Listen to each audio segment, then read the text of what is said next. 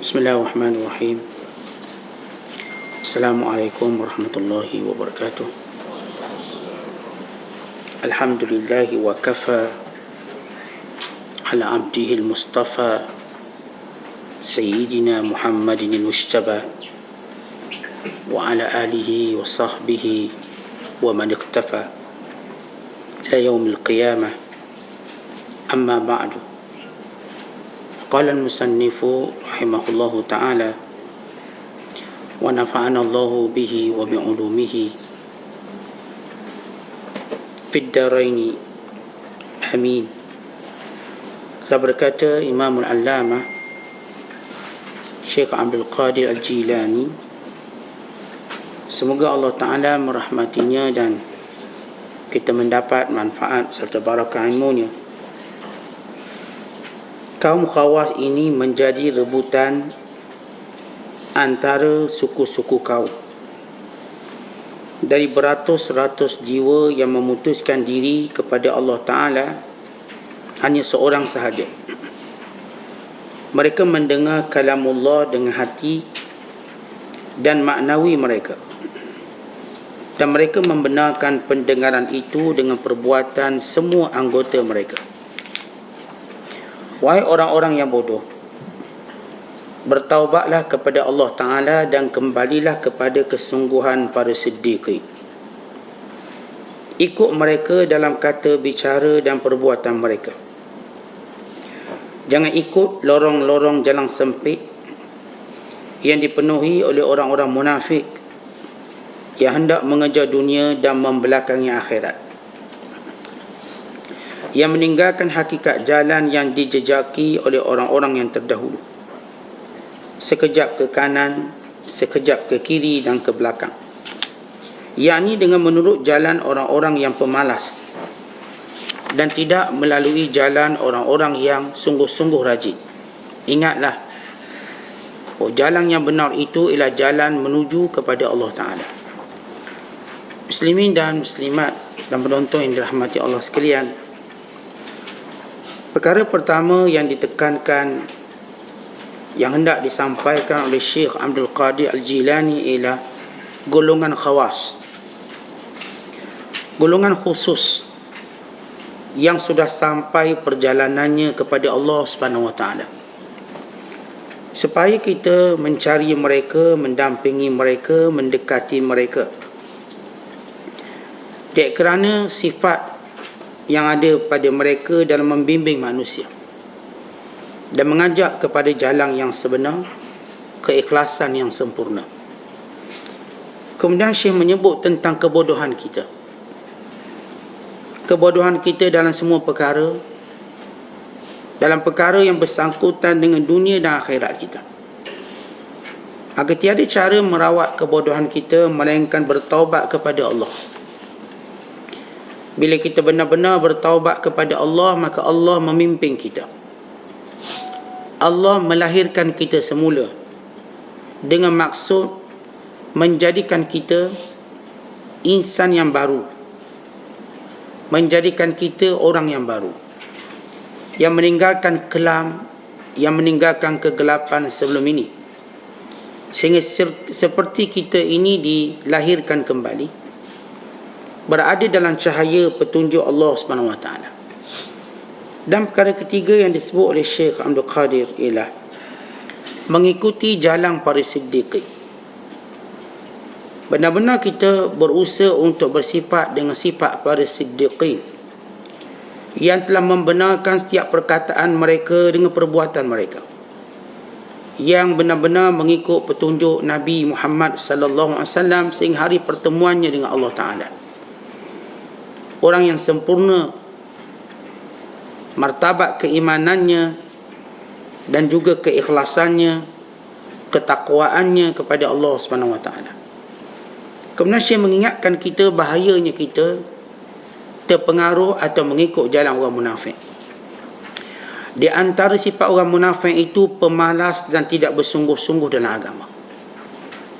Maka ini antara intipati penting untuk kita halusi bersama dan melihat sebagai tegurannya kepada kita. Bila sebelum ini kita menyebut tentang sifat guru, sifat orang-orang yang akan mendidik kita, yang akan membawa kita kepada jalan Allah Subhanahu Wa Taala. Maka Syekh Abdul Qadir menyebut antara guru utama ini ialah mereka disebut sebagai golongan khawas. Mereka ini benar-benar tidak ramai. Mereka ini disebut oleh ulama golongan khawas ini, mereka ada ilmu ulama, hikmatul hukama, wa siyasatul muluk. Mereka benar-benar mempunyai ilmu sekalian para ulama, dan mereka mempunyai hikmah sekalian ahli hikmah, dan mereka mempunyai politik sekalian raja-raja yang memerintah. Disebut siyasatul muluk. Ini adalah sifat para nabi. Yang dimaksudkan sifat para nabi ialah mereka mendapat ilmu yang sempurna daripada Allah, yang tiada dicalari dengan keraguan atau syak atau kehendak diri mereka, melainkan benar-benar al-inqiyadut tam, tunduk sempurna pada Allah. Maka golongan khawas ini, mereka benar-benar mewarisi para nabi alaihi salatu wassalam. Mereka menghimpunkan ilmu ulama, semua ilmu ulama. Yang ni bila kita sebut semua ilmu ulama, kerana semua ilmu ulama ini berpunca daripada wahyu Allah dan sunnah Nabi sallallahu alaihi wasallam. Dan setiap mereka, yang ni para ulama, dia ada tafsiran dia dan kepahaman dia yang menyempurnakan agama ini. Maka golongan yang disebut khawas ini memahami ilmu ulama ini, segala kekhilafannya, dan di mana titik pertemuan dan persepahaman mereka. Maka khilaf inilah yang disebut sebagai rahmat, bukanlah khilaf yang membawa pada perpecahan dan perbalahan. Orang khawas berjaya menjadikan perbezaan pandangan para ulama sebagai satu rahmat, sebagai satu kasih sayang, sebagai satu nilai intelektual yang tinggi. Bukan sebagaimana orang awam yang menganggap kekhilafan itu untuk saling sesak menyesatkan. Berbeza sikit dengan pandangan dia, sesak. Berbeza sikit dengan pandangan dia, tak betul. Maka ini orang-orang bodoh, orang bawah. Kalangan orang-orang atasan, mereka mengetahui perbezaan pandangan itu satu rahmat. Perbezaan pandangan itu ialah satu keluasan dalam agama. Dan perbezaan pandangan itu yang menjadikan kita saling menghormati dengan penghormatan yang sebenar. Kita tidak dianggap menghormati seseorang kerana pendapat kita sama, tetapi kita dianggap menghormati orang bila kita berbeza dalam banyak perkara, lalu kita masih menghormatinya. Maka itulah kehormatan yang sebenar, dan itulah yang dituntut dalam agama dan syariat kita.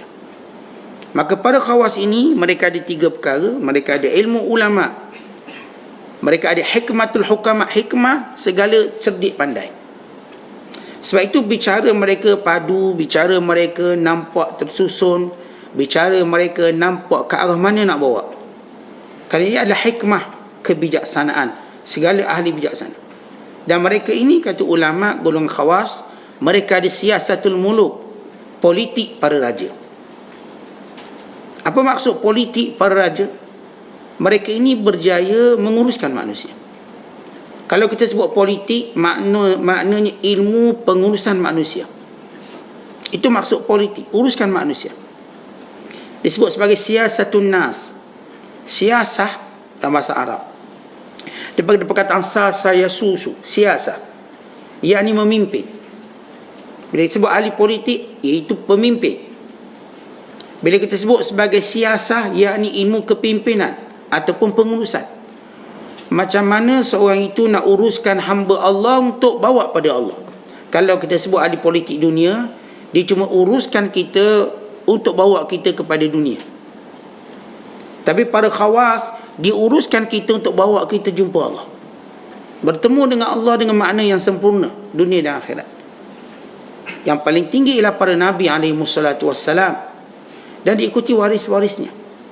Sebab itu bila Nabi Muhammad sallallahu alaihi wasallam wafat, Nabi bagi isyarat yang akan menjadi penggantinya dengan mengisyaratkan Abu Bakar untuk mewakilinya, mengganti baginda menjadi imam kepada umat Islam. Maka Abu Bakar menjadi imam. Dan Nabi SAW tersenyum pada subuh terakhir baginda, melihat Abu Bakar jadi imam yang dituruti dengan tenang oleh umat Islam, seolah-olah nak beritahu semua meredai kepimpinan Abu Bakar Siddiq. Maka Rasulullah wafat dengan tenang, dengan adanya pengganti kepimpinan. Maka demikian juga Abu Bakar Siddiq, waktu beliau hampir wafat, beliau meninggalkan wasiat supaya Umar yang memimpin. Maka Umar memimpin solat dan bahkan memimpin umat Islam. Demikian sesudah itu Uthman, dia memimpin solat dan memimpin umat Islam. Demikian Ali radhiyallahu taala anhum ajma'in, dia memimpin solat dan memimpin umat manusia. Dan demikian juga khilafah selepas itu, Muawiyah bin Abi Sufyan menjadi imam solat dan memimpin umat manusia. Demikian khalifah dalam kerajaan Umayyah pun begitu, Umar bin Abdul Aziz memimpin solat dan memimpin umat manusia. Demikian juga sampai kepada pemerintahan umat Islam yang lain, mereka memahami bahawa mereka mesti menguruskan manusia untuk sampai pada Allah. Sebab itu mereka tidak meninggalkan imamatus solah, keimaman solat. Sehingga kita berada pada satu zaman bila pemimpin kita makmum pun tak nak jadi, jangan kata imam. Kita berada pada zaman di mana pemimpin kita cuma nak bawa kita ke dunia, bukan akhirat.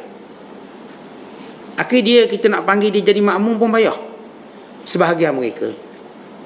Apatah lagi kita nak suruh dia jadi imam. Maka begitu berlaku keretakan kepahaman. Namun para khawas, mereka sentiasa ada untuk memimpin manusia dunia akhirat. Walaupun ketika mana keadaan manusia hura, mereka tetap ada, mereka tetap wujud, kerana bumi ini milik Allah. Sebab itu Allah Ta'ala menjanjikan akan terus ada golongan khawas untuk memimpin umat manusia sehinggalah turunnya Nabi Isa AS. Dan kita tahu kisah hadis Nabi Isa turun ketika mana waktu subuh, ketika mana umat Islam menunggu untuk iqamah, maka baginda turun. Dan sebaik saja iqamah dilaksanakan, maka pemimpin umat Islam waktu itu, yang Imam Mahdi, mempersilakan Nabi Isa menjadi imam.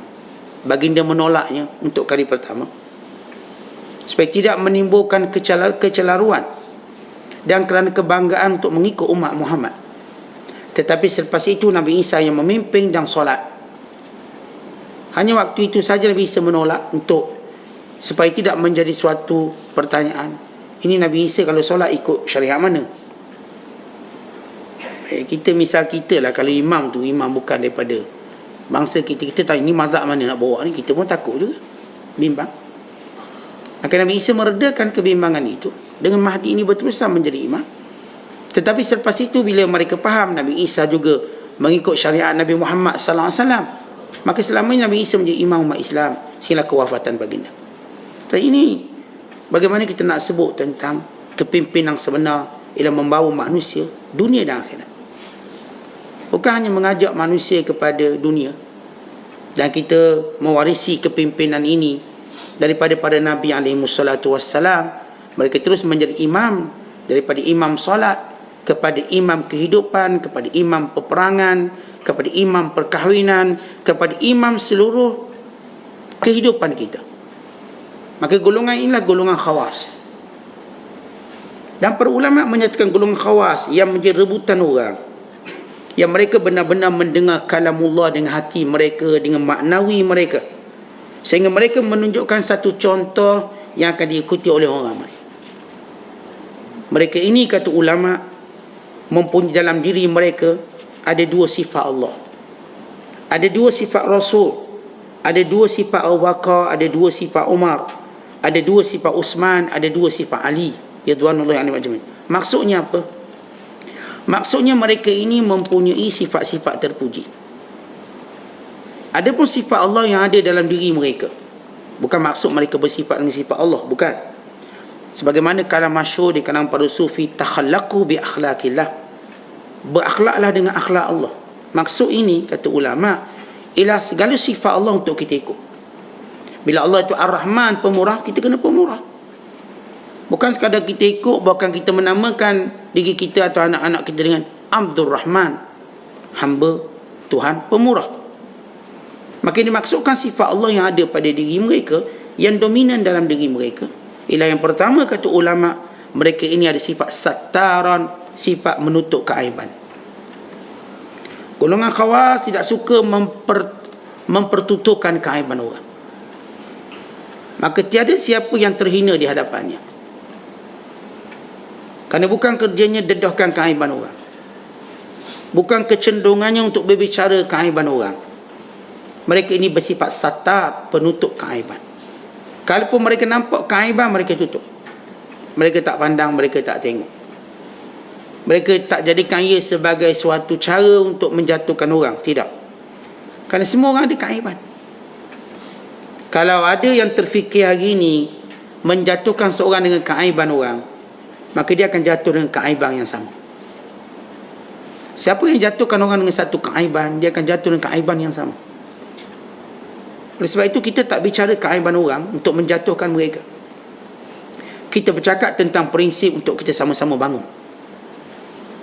Tak ada orang boleh jatuhkan orang untuk mengambil tempat orang itu. Bahkan kita bercakap tentang prinsip dan manhaj untuk sama-sama kita bangun dan bangkit. Kita suka orang-orang yang ini, dia insaf dan jadi baik, dan dia terus memimpin kita. Itu yang kita lebih suka daripada kita menggantikan dia. Kalau orang yang memimpin jadi baik, jadi soleh, maka itu yang kita suka. Sebab kita tak pernah terfikir nak rebut jawatan dia. Kita cuma ingin manhaj, atau kita katakan sebagai perintah Allah ditegakkan. Kalau perintah Allah ditegakkan, kita tak ada masalah apa-apa. Kalau kita nak ganti dia, kerana kita nak laksanakan perintah Allah. Kalau dia melaksanakannya, maka kita kata, ya habbadah, kami bersama kamu. Kerana kita diperintahkan begitu. Sebab itu sifat mereka ini sattar. Dan sifat golongan khawas ini ghaffar. Ghaffar maknanya pengampun, pemaaf. Tentu sifat Rasulullah yang paling dominan, ya, Nabi semua ada sifat baik. Paling dominan Nabi pemaaf. Sebab itu kata Jibril, sadaqa man sammaka birraufur rahim. Benarlah Tuhan yang menamakan kamu, wahai Muhammad, dengan pengampun, pemaaf. Maka antara sifat golongan khawas, sifat kemaafannya lebih kelihatan. Tiap orang lebih nampak kemaafannya berbanding hukuman dia. Orang nampak dia seorang pemaaf, kita mengetahuinya. Dan mereka ini golongan khawas yang patut kita cari mereka, rebut mereka. Mereka ada dua sifat Abu Bakar As-Siddiq. Ya, Abu Bakar orang baik, orang sempurna akhlak selepas Nabi sallallahu alaihi wasallam. Yang kalau ditimbang iman umat ini dengan iman Abu Bakar, nescaya berat iman Abu Bakar. Cukup gelarannya Siddiq. Gelaran As-Siddiq, gelaran tertinggi selepas Nabi. Faulaika ma'al ladzina an'ama Allahu 'alaihim minan nabiyyin was-siddiqin wasyuhada'i was-salihin wa hasuna ulaika rafiqa.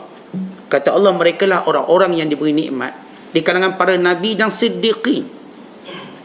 Siddiqin orang yang tinggi. Maka antara sifat yang ada pada diri khawas, mereka inilah syafiqan raqiqan. Syafiq memberi maksud seorang yang mengambil berat dengan orang lain. Syafiq, mudah kesian ke orang lain. Dan raqiqan, lembut orangnya. Raqiq, halus jiwanya. Tuan kata Al-Imam Al-Muzani, bukanlah Abu Bakar itu mulia kerana dia banyak solat atau dia banyak puasa, tetapi kerana dua perkara, iaitu ada keikhlasan dalam hatinya dan sifatnya suka menasihati orang. Kerana orang yang hanya orang berjiwa lembut, hanya orang yang penyayang sahaja boleh nasihat orang. Kalau orang tu tak penyayang, dia kata mati dia lah, ikut suka dia. Dia tak akan fikir nak beri nasihat. Tidakkah kita lihat bila jiwa kita keras, kita kata apa? Malaslah nasihat dia, ikut suka dia lah nak jadi apa? Berarti jiwa kita sudah keras. Waktu seorang ayah, seorang ibu dah gibat dengan anak-anak ni, dia masih kecil kan nampak nasihat, cakap benda tu, cakap benda ni. Tak jemu-jemu kita bercakap dengan anak kita dalam dukungan, waktu berjalan. Banyak kita pula bercakap banding anak kita. Kenapa kita waktu itu syafiq, sayang dia, raqiq, lembut dengan dia. Tapi bila mana dia besar, dia mula tak berapa cakna cakap kita, kita kata ikut damu lah, ikut suka mu lah. Malas lah kita nak layan. Berbuih mulut aku dah. Bermula hati keras kita. Sama juga kita dengan orang ni. Ada waktu tuan-tuan kita nak nasihat dia, nasihat. Last kali kita nampak degil ni. Suka dia, Ustaz, biarlah nak masuk kubur, nak jadi apa pun. Dia nak masuk neraka ke, nak masuk jahanam ke, kok suka dia lah. Tetapi bila kita dah marah macam tu, maknanya kita dah hilang sifat syafiq dan raqiq. Tapi selagi mana kita nak nasihat orang, selagi itu kita ada sifat cakna dengan orang, sifat lembut. Ya, kita kadang mengajuk dan nasihat orang tak nak dengar. Kadang-kadang kita kuliah kat masjid, tak ada orang nak datang, mengajuk kita. Akhirnya kita ikut suka dia lah.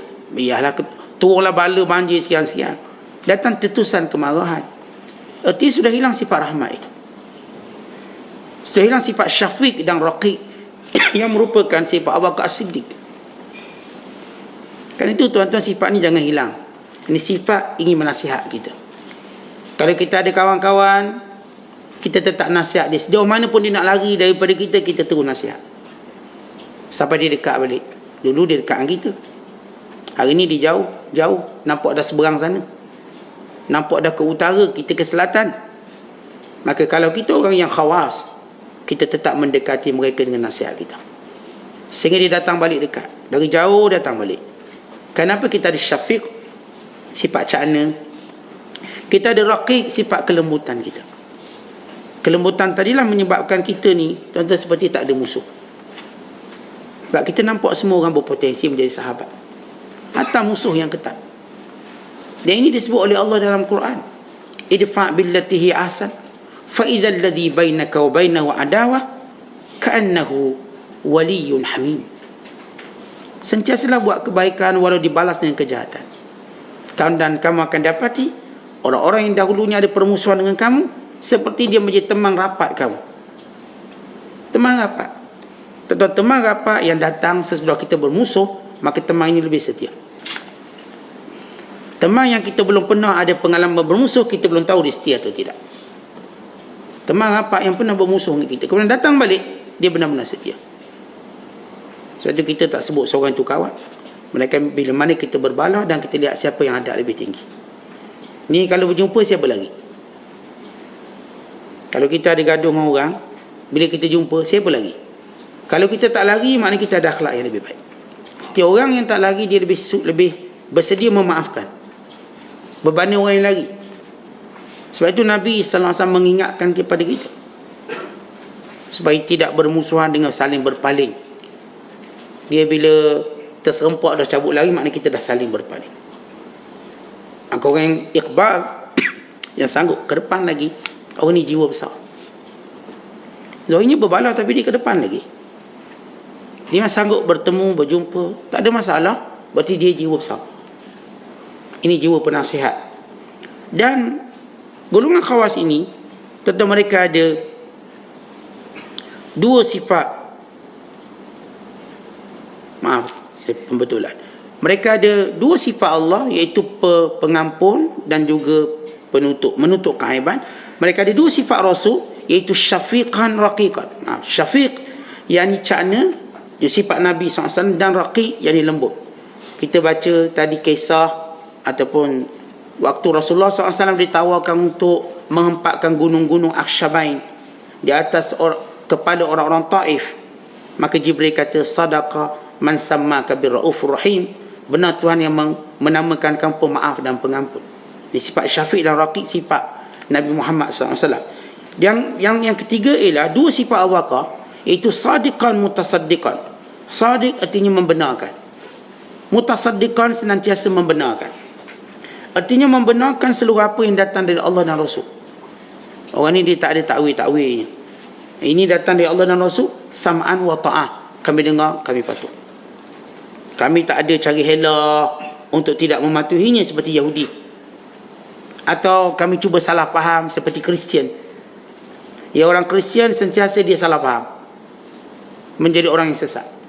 Kerana orang sesat sentiasa salah faham. Kita kata masuk kanan, dia masuk kiri.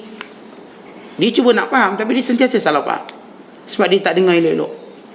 Manakala orang Yahudi mencari helah untuk tidak mau faham. Tapi orang beriman dan golongan khawas, dua sifat abaqah yang ada pada mereka ialah sadiqan mutasaddiqan, membenarkan lagi berterusan membenarkannya. Bukan dia membenarkan sekali pada benda yang ada manfaat pada dia, selama-lamanya dia benarkan. Kita kadang-kadang kita benarkan benda-benda yang kita untung.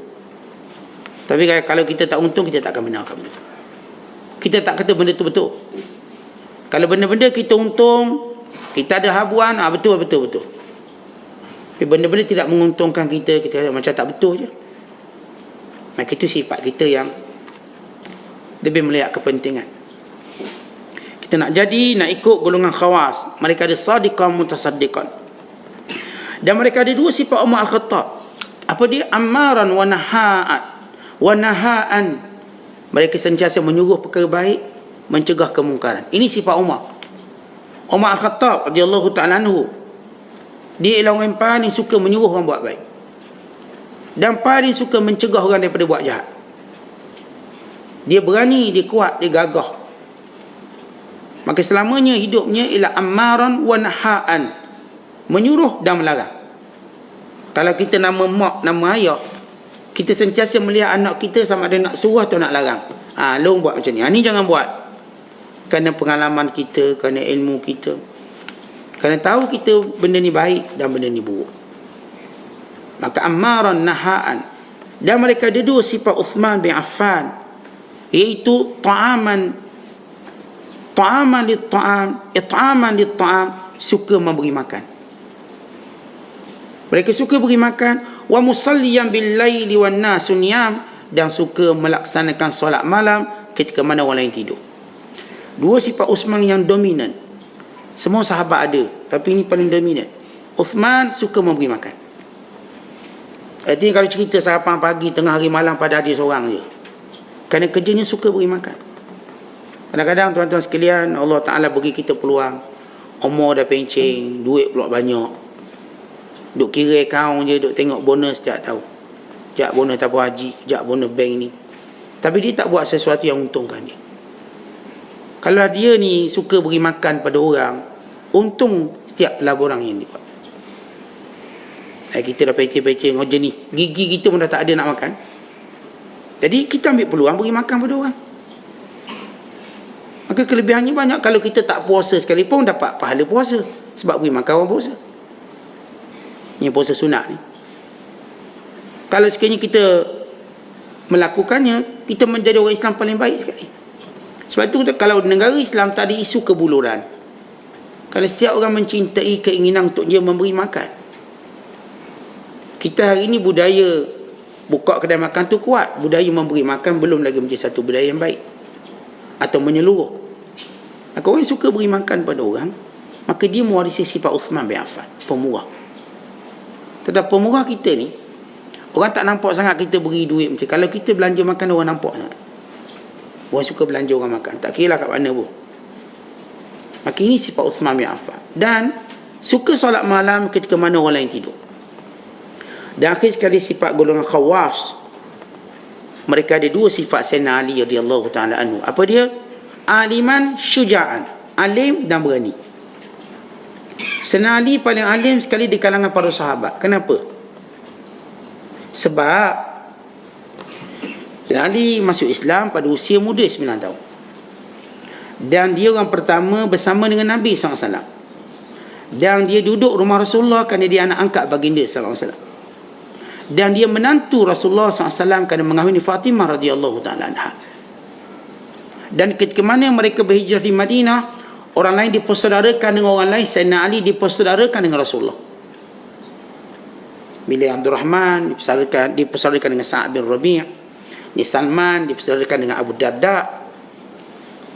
Sampai giliran Sayyidina Ali radhiyallahu ta'ala anhu, Sayyidina Ali dipersaudarakan dengan Rasulullah. Saya tak bagi pada orang lain. So persaudarakan Ali dengan baginda sallallahu alaihi wasallam. Sehinggalah Sayyidina Ali mengahwini Fatimah. Dan terus bila Rasulullah wafat, maka dia bersama dengan Abu Bakar, ahli syura dan penasihat Abu Bakar selain pada Umar Khattab ila Ali radhiyallahu ta'ala anhu, maka dia mendapat semua ilmu Abu Bakar. Sehinggalah Umar memerintah, maka dia menjadi orang kepercayaan Umar Khattab. Sehingga dia memiliki semua ilmu Umar Khattab. Dan ketika mana Uthman memerintah, dia bersama Uthman juga dalam memberi nasihat dan pandangan, maka dia mengambil ilmu Uthman. Dan sehinggalah dia memerintah, maka dia telah sempurna mengambil semua ilmu para sahabat. Sebab itu dia paling ahli. Dia mengetahui fatwa Abu Bakar, fatwa Umar, fatwa Uthman. Ini Ali radhiyallahu ta'ala anhu wa ardah. Dan dia orang berani. Cukup gelaran Rasulullah menamakan dia pedang Allah. Ada dua orang yang mendapat gelaran pedang Allah.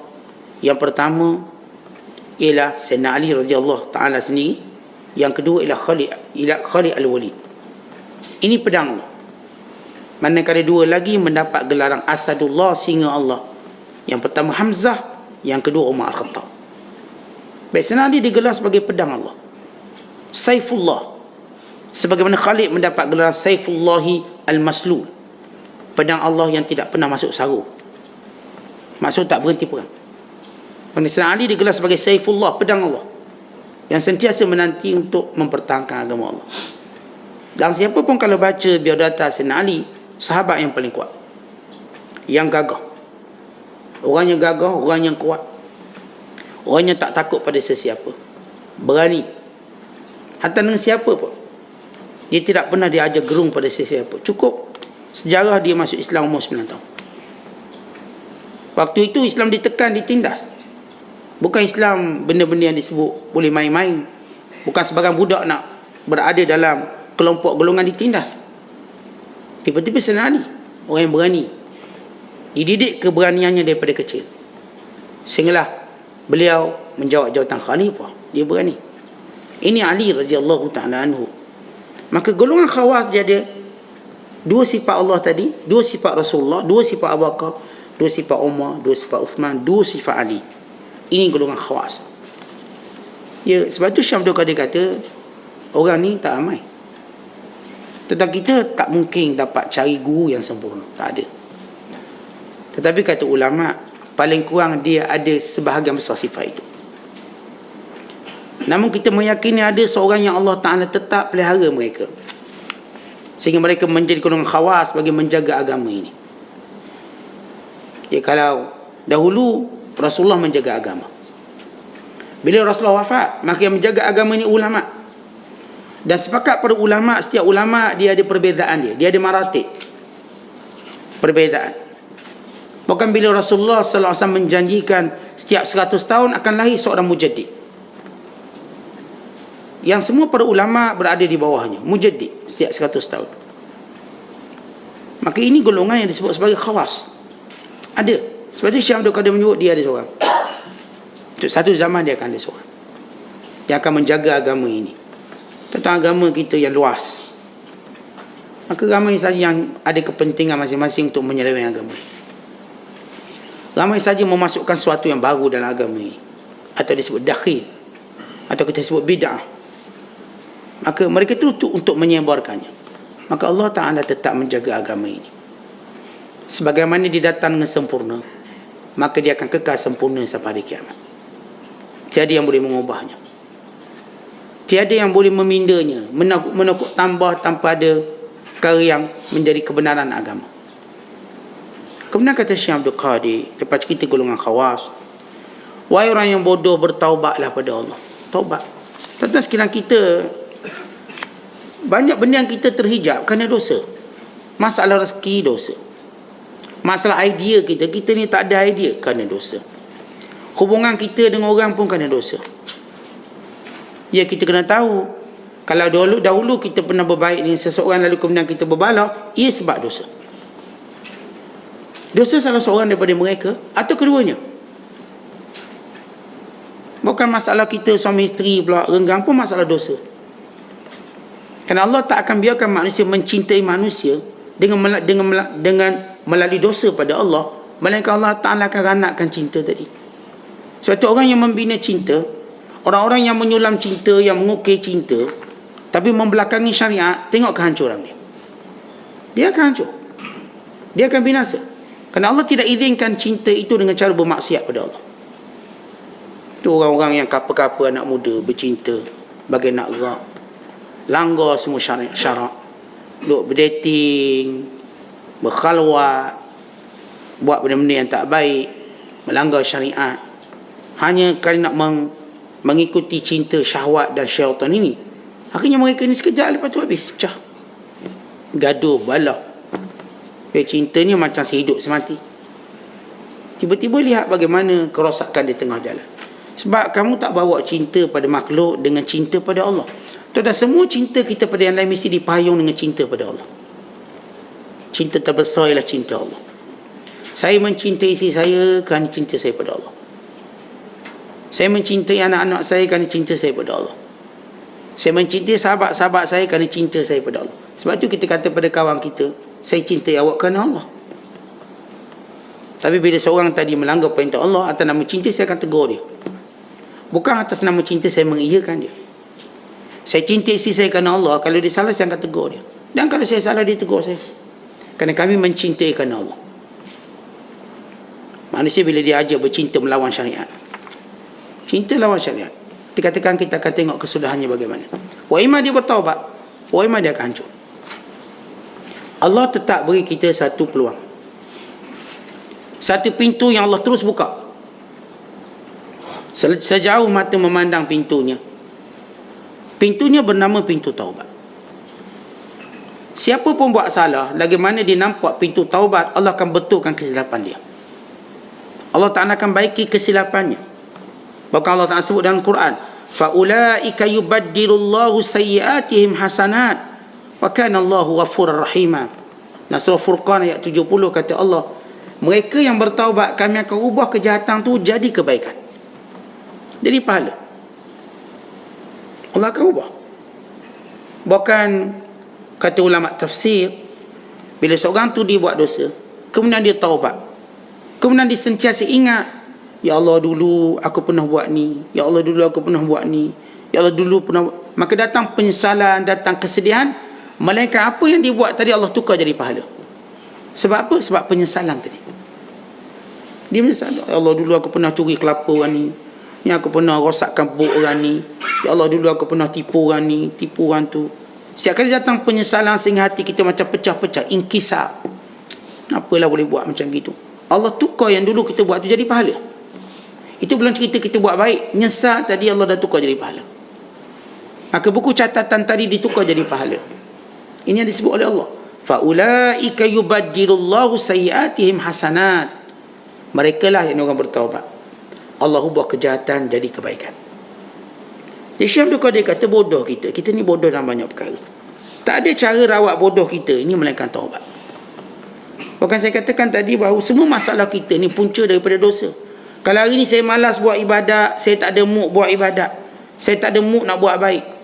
Bukan saya ni sentiasa punya alasan beribu untuk tidak mau buat baik, tapi saya ada 1000 ikhtiar untuk buat benda yang saya nak.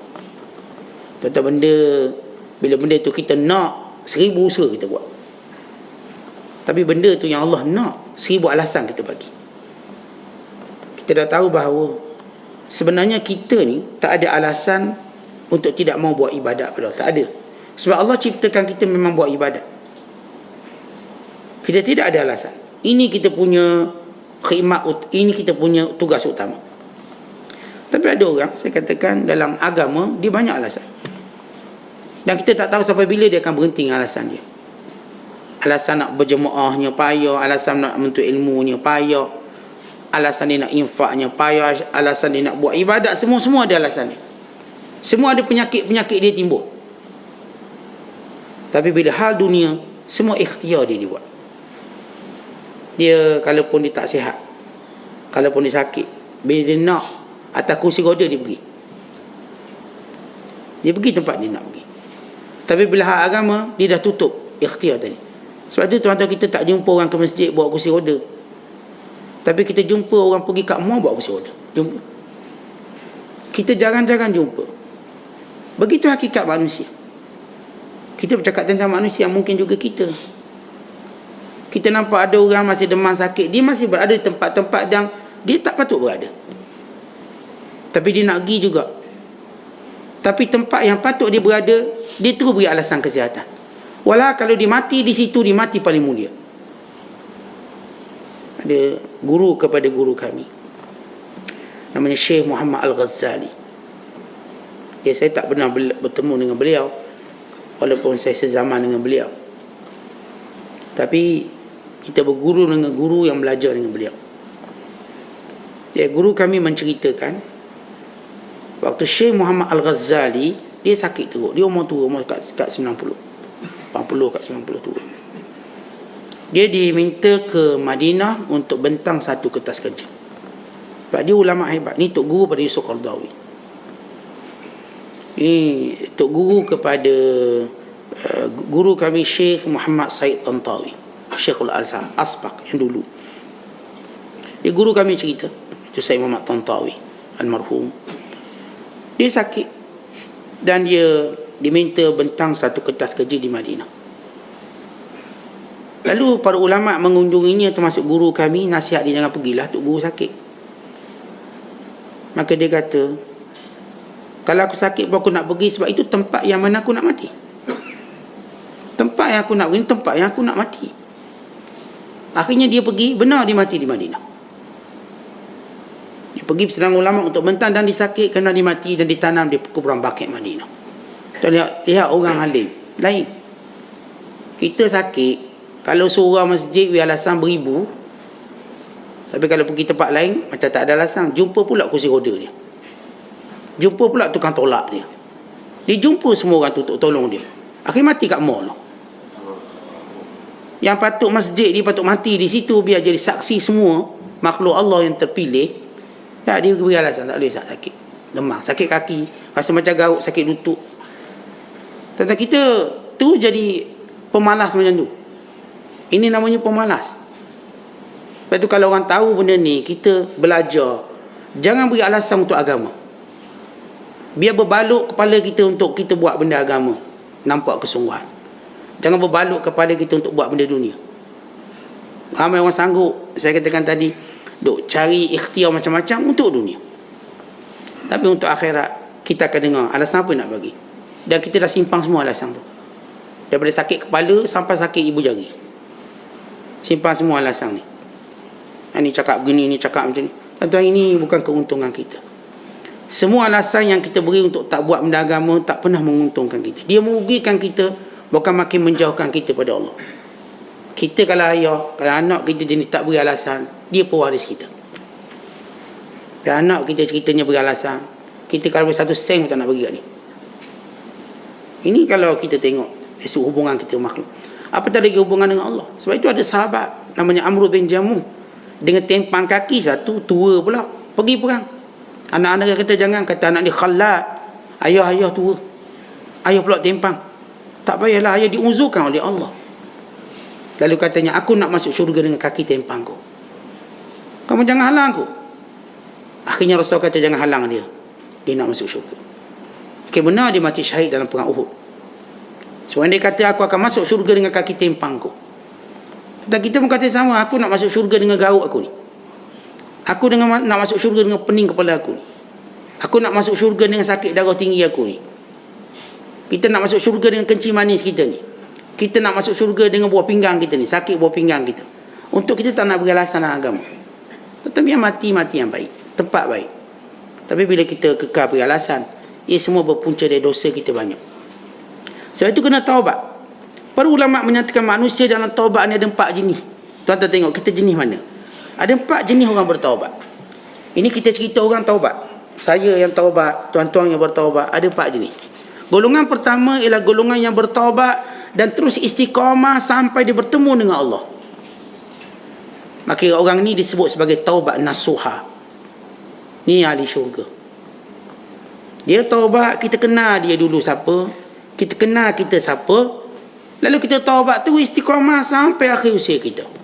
Yang kedua, golongan yang bertaubat dan berusaha untuk melakukan segala kebaikan, namun kadang-kala ada juga jahat dia, ada juga maksiat dia, tapi bukan dengan sengaja dia. Bukan dengan sengaja macam mana? Ia berlaku dalam keadaan ketika tertentu yang disebut sebagai lamam. Dosa-dosa kecil itu buat. Ya ialah kita dah, kalau kita pergi pasar, pergi apa, takkan tak ada dosa situ. Banyaklah dosanya. Dosa-dosa kecil je lah. Kita kalau muamalah dengan orang, adalah ayat-ayat kita bunyi macam menipu sikit. Tapi bukanlah niat kita nak menipu. Namun ia tetap tercatat dengan dosa. Ini disebut dalam Al-Quran sebagai lamam. Lamam yang dosa-dosa kecil yang berlaku dalam kehidupan kita. Tapi dia istiqamah, dia buat baik. Ini golongan taubat yang kedua. Dia masih lagi orang yang berjaya. Yang ketiga ialah orang yang bertaubat. Dia istiqamah dalam satu ketika, tiba-tiba dikalahkan oleh nafsu syahwatnya. Dikalahkan. Kemudian dia bangkit balik, dikalahkan. Demikian. Orang ni macam tu. Dia istiqamah bagus. Bila taubat, dia pun rajin kuliah. Dia pun rajin baca Quran, rajin zikir, dia pun rajin sedekah, dia mula bangunkan keluarga dia. Dia mula jaga aurat sempurna semua. Tapi ada waktu dia lemah balik. Seminggu tak pergi masjid. Baru lemah hari lemah dia tu. Dia kena COVID, kemudian kata 5 hari dia 5 bulan dia cuti. Dia ada SOP dia sendiri rupanya. KKM kata awak kena COVID 5 hari je quarantine. Tapi mungkin dia salah dengar telinga dia. Dia tok 5 bulan. Jadi kalau dia kena COVID bulan 1, bulan 6 kita jumpa dia di masjid balik. Kenapa? COVID bila bulan 1? Lama 5 bulan. SOP dia. SOP yang rugikan akhirat dia. Ya, ada orang yang dia tak nak ikut SOP, tetap dia nak cari akhirat. Tu membahayakan orang pula. Ada orang dia pun cerdik, dia tahu SOP 5 hari, 5 hari okey dah tu. Kalau batuk sikit-sikit dia pun tahu dah tak berjangkit ni, okey tak pergi. Orang-orang ni tuan-tuan dia bagus bertaubat, istiqamah. Tapi ada waktu dikalahkan oleh hawa nafsu dia. Bila kalau Ustaz, saya ni kalau macam ni, masa cuti sekolah kalau lah saya Ustaz. Kenapa? Bawa anak jalan 3 minggu cuti, 3 minggu diruyuk hilang. Dikalahkan syahwat. Tak kalah 3 minggu hilang, seminggu tu tahan juga. Tak, 3 minggu dia hilang. Cuti lagi 4 bulan dia hilang. Tapi dia kembali istiqamah. Dia bagus. Orang ni juga bertaubat, dia dah nak ubah dirinya. Tapi dia masih lagi dikalahkan oleh syahwat dia. Orang ni disebut oleh Allah dalam Quran dan surah At-Taubah ayat 102. Wa akharuna i'tarafu bidhunubihim ghalatu amalan salihan wa akhara sayyi'a asallahu an yatuba alaihim innallaha asallahu an yatuba alaihim wallahu ghafurur rahim. Kata Allah Ta'ala, di kalangan hamba aku ini ada yang mengaku buat dosa, campur aduk kebaikan dia dengan dosa. Mudah-mudahan Allah terus memberi hidayah pada dia, kerana Allah tu pengampun dan penyayang. Orang macam gini tuan-tuan sekalian, mudah-mudahan Allah terus jaga dia. Dia taubat, bagus, dia istiqamah. Tapi ada waktu dia memang dikalahkan syahwat. Qad yaghlibuhu syahwatuhu, dikalahkan oleh syahwat. Ada waktu tuan-tuan bila kita pun, ya kita manusia, dia datang mari sibuk kita, mari kita rasa nak berkenangan balik ni, akhirnya pusing dunia lah kita. Akhirnya kita terlepas dalam banyak komitmen agama kita. Mula kita tasahul, meremeh-remehkan pegangan agama Islam ni kuat. Sebab kita kadang-kadang kita pegang kuat agama kita sebab sekeliling kita orang yang sama macam kita. Tapi bila kita keluar daripada kelompok ini, kita mula menjadi berlebih kurang dengan agama. Berlebih kurang. Sebab tu bila kita keluar daripada kelompok yang baik, maka kita akan berubah perangai kita sikit. Dia macam ginilah tuan-tuan, negara disiplin. Macam contoh saudara ataupun kawan-kawan kita kat Singapura misalnya. Negara disiplin, bawa kereta tak laju, slow je. Maka bi'ah macam tu, dia dah biasa yang dia bawa banyak tu, dia dah laju tu 80 km sejam. Dia datang je Malaysia terus 200 km. Sebab apa? Bi'ah, suasana dah berubah. Terus dia pecuk, laju. Ni orang ni tak disiplin ke sebelum ni? Disiplin. Sebab dalam suasana dia keluar, tak mungkin dia dapat berdisiplin. Kita pun sama. Kita sama-sama kita nampak disiplin. Sebab sama-sama kita ada compete, kita ada bersaing. Kita keluar dari kelompok kita, jumpa kelompok lain. Mula kita meringan-ringankan agama. Solat je lambat, dah start lah tu. Kuliah pun dah tak nak dengar. Dia slow. Sebab apa? Kelompok tu lain. Tapi bila mana kita kembali pada track kita balik, kita disiplin balik. Ini golongan taubat yang ketiga. Golongan taubat yang keempat ialah orang yang bertaubat. Dia taubat, untuk satu tempoh, dan istiqamah untuk satu tempoh, kemudian dikembali balik buat dosa dan berkekalan dengan dosa dia. Dan ini golongan yang keempat yang disebut oleh Allah Ta'ala sebagai golongan musirrin. Apa itu musirrin? Berterusan buat dosa. Maka golongan yang kena ingat. Kita tuan-tuan bila berada kelompok empat ni kena ingat, mungkin Allah Ta'ala tak terima lagi taubat kita. Kalau kita berada golongan keempat, apa dia? Taubat, kemudian kembali buat dosa dan berterusan dengan dosa. Dan dia tak fikir walam yuhaddis nafsahu bitaubah, dia tak fikir lagi nak taubat lagi. Kadang ada orang bila jadi baik dia jemu jadi baik. Dia jemu jadi baik, dia rasa macam baik ni Ustaz macam tegang sangatlah. Kita muda lagi. Ya, kalau yang tua-tua ni lain sikit mungkin dia sekolah orang muda-muda. Bila dia berubah nak jadi baik drastik, nak buat perubahan, tiba-tiba oleh jiwa muda tadi dia rasa bosan. Yalah, tengok masjid ni semua geng-geng tua. Geng-geng tua minat apa sangat? Dia orang muda. Maka ini berlawanan dengan kebiasaan dia. Akhirnya dia keluar. Dia keluar untuk melakukan apa yang menjadi kebiasaan orang muda buat. Maka kekal dia kembali munhamikan ala ma'asihi, tenggelam balik, tenggelam semula, karam semula dalam dosa dia. Walazbillah min zalik. Dan ini empat taubat. Kita jengoklah kita ni kat mana. Apakah kita golongan pertama, golongan kedua, tiga atau keempat? Kalau kita golongan keempat, inna lillahi wa inna ilaihi raji'un. Moga Allah terus ilhamkan kita taubat. Tapi kalau kita golongan pertama, insya-Allah selamat. Kedua selamat. Golongan ketiga pun masih selamat. Masih selamat. Tapi golongan keempat kita tak pasti. Apakah waktu dia nak mati Allah buka kembali taubatnya? Ataupun dia berkekalan begitu dan mati dalam keadaan maksiat? Maka ini yang perlu kita muhasabah. Di mana kita berada dalam golongan bertaubat. Kemudian kata Syekh Abdul Qadir, jangan kamu ikut orang-orang munafik. Tak ke kanan, tak ke kiri, tak ke depan, tak ke belakang. Kerana mereka ini malas. Malas dalam beragama dan jemu dalam beragama. Kita malas satu hal. Ini disebut oleh Allah dalam Quran. Wa idza qamu ila salati qamu kusala yura'una an-nas wa la yadhkuruna Allah illa qalila. Bila mereka bangun, bangkit untuk mendirikan solat, mereka bangun dengan malas. Apa maksud malas? Kalau boleh tak nak bangun. Ini Allah gambarkan hal mereka dalam Masjid Nabawi. Tentang kita galiknya, kalau kita pergi Masjid Nabawi, Masjid Mekah, Masjid Haram, semangat kita buat ibadat. Tapi orang kalau munafik ni, dekat Madinah pun dia tak semangat. Jangan kata dekat negara dia. Di Madinah, dia tak semangat, bangun malas. Dan kata dia tak nak solat. Kalau kita mengambil sifat-sifat munafik, kita tak kata orang tu munafik, sifat munafik, sifat. Kerana munafik zaman Rasulullah ialah mereka ini orang kafir sebenarnya, tapi cuba zahirkan Islam. Yang berlaku pada zaman kita pula mewarisi sifat dia. Macam kita lah mewarisi sifat orang kafir. Kita tak kafir, sifat tu kita ambil. Orang kafir pula dia ambil sifat orang Islam, tapi dia tak Islam. Dia ambil sifat orang Islam, menepati janji, bersungguh-sungguh dalam kerja. Itu sifat orang Islam, tapi dia tidak masuk Islam. Kita pula yang Islam ni, sebahagian kita ambil sifat orang kafir dan sifat munafik. Patutnya dengan agama kita, kita boleh bangkit, kita boleh bangun, kita jadi terbaik. Tapi sifatnya sifat lain. Kita ni memang body tu body Lamborghini, tapi enjin kancil. Tu masalah. Body Lamborghini, tayar Lamborghini, semua Lamborghini. Dalam enjin itu, enjin kancil 660. Masalah pula nampak enjin kancil. Dia punya body dia kancil, dia punya enjin dia Lamborghini. Pecuk laju. Maksudnya sifat yang ada dalam diri kita.